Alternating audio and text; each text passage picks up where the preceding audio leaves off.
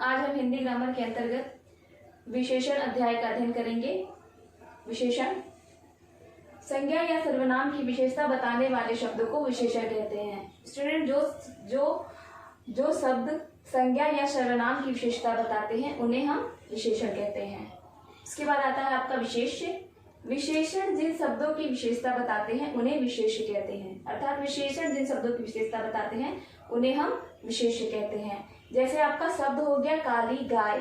काली गाय में जो है गाय शब्द संज्ञा है और काली क्या हो गई, इसकी विशेषता हो गई, तो ये आपका हो गया विशेषण।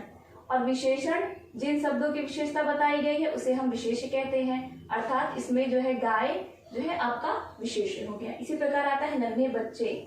नन्हे बच्चे में देखिए बच्चे जो है आपका संज्ञा शब्द हो गया। संज्ञा शब्द की विशेषता क्या है कि ये नन्हे हैं, तो इसमें जो है नन्हे शब्द जो है आपका विशेषण हो गया और बच्चे जो है आपका विशेष्य हो गया।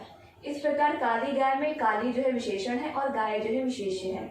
इसी प्रकार नन्हे बच्चे शब्द में जो है नन्हे जो है आपका विशेषण शब्द है और बच्चे जो है विशेष्य शब्द है।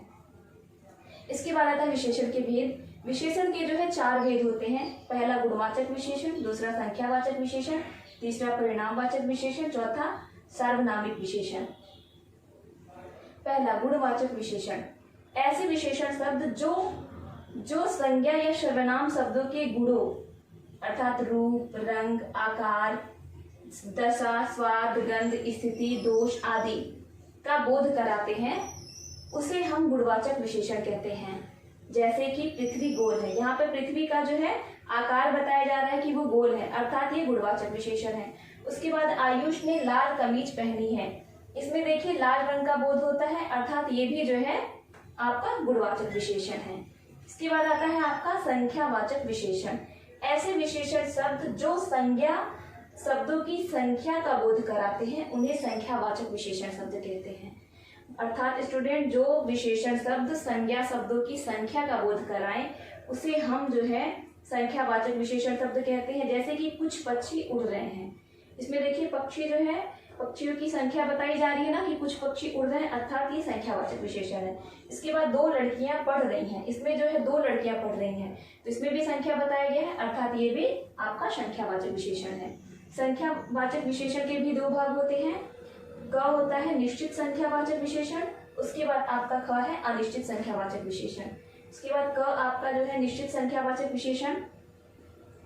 इसमें जो है संज्ञा शब्दों की जो विशेषता बताई जाती है उसकी जो संख्या होती है वो निश्चित होती है, जैसे कि 2, 4, 6 इत्यादि। तो ये आपका निश्चित संख्यावाचक विशेषण हो गया। इसमें भी देखिए आपका निश्चित संख्यावाचक विशेषण हो जाएगा, इसमें 2 लड़कियां पढ़ रही हैं, अर्थात इसमें भी आपका निश्चित संख्यावाचक विशेषण हो गया। इसके बाद आता है अनिश्चित संख्यावाचक विशेषण। अनिश्चित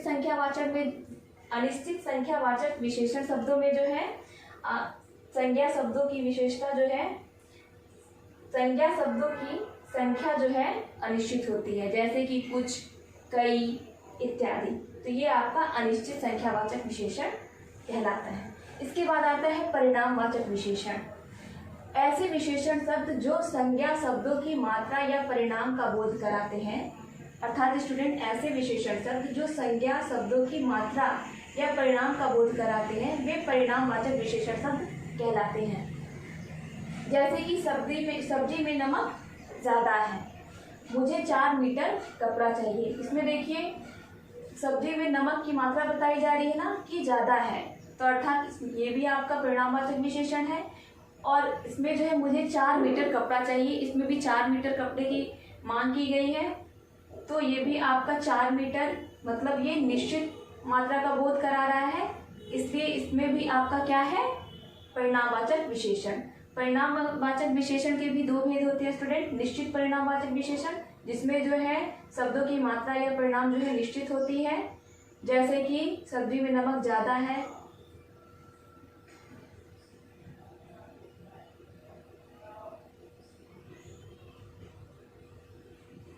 परिणामवाचक विशेषण शब्दों के भी 2 भेद होते हैं। पहला आपका निश्चित परिणामवाचक विशेषण, दूसरा अनिश्चित परिणामवाचक विशेषण।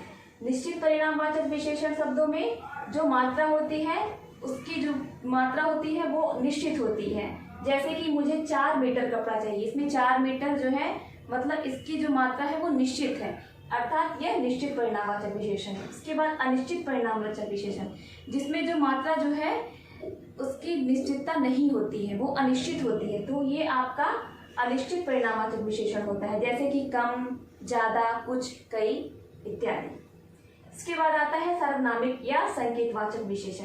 ऐसे सर्वनाम शब्द जो संज्ञा से पहले आकर उसकी विशेषता बताते हैं। स्टूडेंट, ऐसे सर्वनाम शब्द जो संज्ञा से पहले आकर उसकी विशेषता बताते हैं तो सर्वनामिक या संकेतवाचक विशेषण कहलाते हैं। जैसे तुम्हारी कमीज सिल गई है, इसमें क्या है, तुम्हारी एक सर्वनाम शब्द है और इसमें कमीज जो है सिल गई है, तो इसकी विशेषता बता रहा है ये शब्द सर्वनामिक शब्द, अर्थात ये जो है आपका सर्वनामिक या संकेतवाचक विशेषण है। इसके बाद देखिए, यह 4 गाय चल रही है, यहाँ पे 4 गाय चल रही हैं, इसका ये संकेत किया गया है ना कि यह 4 गाय चल रही हैं, तो इसमें ये आपका क्या हो गया, सर्वनामिक या संकेतवाचक विशेषण शब्द। इसके बाद आता है आपका प्रविशेषण। जो शब्द विशेषण शब्दों की विशेषता बताते हैं उन्हें प्रविशेषण कहते हैं। देखिए स्टूडेंट, यहाँ पे विशेषण जो है संज्ञा या सर्वनाम शब्दों की विशेषता बताते हैं तो उन्हें विशेषण कहते हैं, और विशेषण जिन शब्दों की विशेषता बताते हैं उन्हें विशेष्य कहते हैं। लेकिन प्रविशेषण जो है आपका, जब विशेषण शब्दों की भी विशेषता बताई जाती है अर्थात संज्ञा या सर्वनाम शब्दों की विशेषता जो बताते हैं विशेषण कहलाते हैं, और इसमें जो है विशेषण की भी विशेषता बताते हैं तो उसे प्रविशेषण शब्द कहते हैं। जैसे वह बहुत चालाक है, इसमें देखिए चालाक जो है विशेषण है ही, लेकिन इसकी भी विशेषता बताई जा रही है बहुत चालाक है, अर्थात ये प्रविशेषण है। दूसरे वाक्य में भी देखिए, दिव्या अधिक सुंदर है, इसमें सुंदर विशेषण शब्द है, इसकी भी विशेषता बताई जा रही है कि अधिक सुंदर है, अर्थात यह प्रविशेषण शब्द है। इसके बाद हिमानी अब पूर्णतः स्वस्थ हो गई, इसमें पूर्णतः शब्द क्या है, प्रविशेषण शब्द है।